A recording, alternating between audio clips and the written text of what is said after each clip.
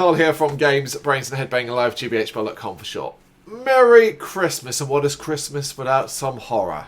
Written and directed by Bruce Longo, A Corpse for Christmas is a festive film that surprises in many different ways. Described as a sleazy, sadistic metal fest shot on VHS with a story based on the true crimes of real necrophiliacs, made to look like a 90s flick and set in the Philly heavy metal scene. It sounds awful. It sounds ridiculous. It sounds offensive, and it sounds fun, which it is. But it's also not quite any of these things. Let me explain. I went into this expecting incoherence, ugliness, and more awfulness that even the likes of Necromantic could manage. I'm thinking along those lines. I almost didn't expect it. I craved it to some degree. I kind of went into this wanting to be repulsed in all ways.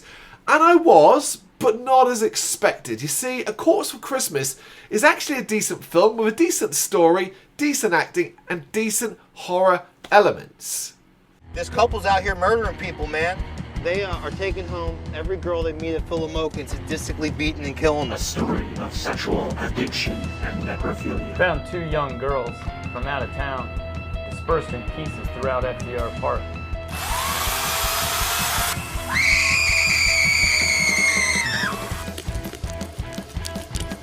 One of their heads was floating around the lake. Their genitals were missing.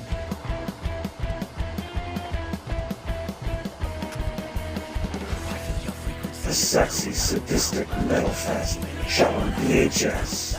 He was found naked with his head blown off.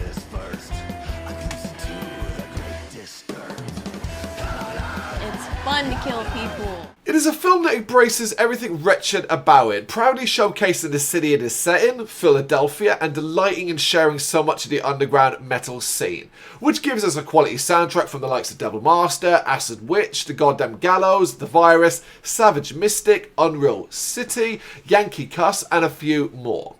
I didn't expect to enjoy the story. I didn't really think there would be one, if I'm honest.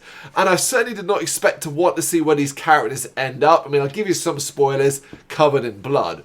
Don't get me wrong. Every character is awful in their own way, but they do stand out. Casper Melted Hair's Izzy is great, a young woman bouncing from man to man, being used as she is desperate for a place to stay, getting involved with a serial killer and a necrophiliac, then finding out she has her own taste for blood. That's the main bulk of the story, but there's plenty around it, including live music performances and some really random stuff jammed in, which does result in an extended runtime that I think the film really didn't need. All of this is showcased in this clever VHS style with tracking issues and dodgy sound to boot.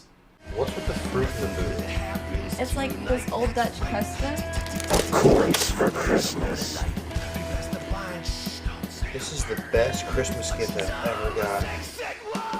Starring Casper Melted Hair. Christmas honey. Nicholas DiGiulio. When you're all fucking lit, you want your super fucking hands. Josh Christensen. Auxiliary Angel. Why do you care what you want? What do I want? You came to my fucking show. And Francis You'll Kano. find my twin. Brought birth to the witch. Fuck you. It all sounds pretty garish, right? Well, that's the other big surprise that I found with A Corpse for Christmas. It is not as intense as I expected or as intense as I'd have hoped for. As I said at the start of this, I envisioned an awfulness that would make a nun curse if they saw it. I also said that A Corpse for Christmas does deliver plenty of this: violence, gore, sex, sexualized violence, etc. But it shies away from being too extreme. Instead of feeling like a boundary-pushing experience, it feels more like a boundary-nudging experience, which I personally found disappointing. What is also disappointing is the fact that it's not actually set at Christmas, but after the festive period. And the only festive aspects we can enjoy comes from Izzy's insistence that she gets to experience a proper Christmas with her necrophiliac lover. So, you know, she wants a tree and all that kind of thing. Once he's done picking up street rappers to murder, comes back from disposing of the bodies, and once he's done touring with his band, of course. So that's disappointing, but there is at least a sweet gift-giving scene, which I think kind of feels very festive. Overall, A Corpse for Christmas is way better than it has any right to be. It is messy. It is seriously flawed. And in many circumstances, I think it's going to be unwatchable to most. But it's not a bad film. And that is a surprise. That's a bit of a Christmas miracle. A Corpse for Christmas. I was surprised by this. Disappointed in places, but still enjoyed myself way more than I expected.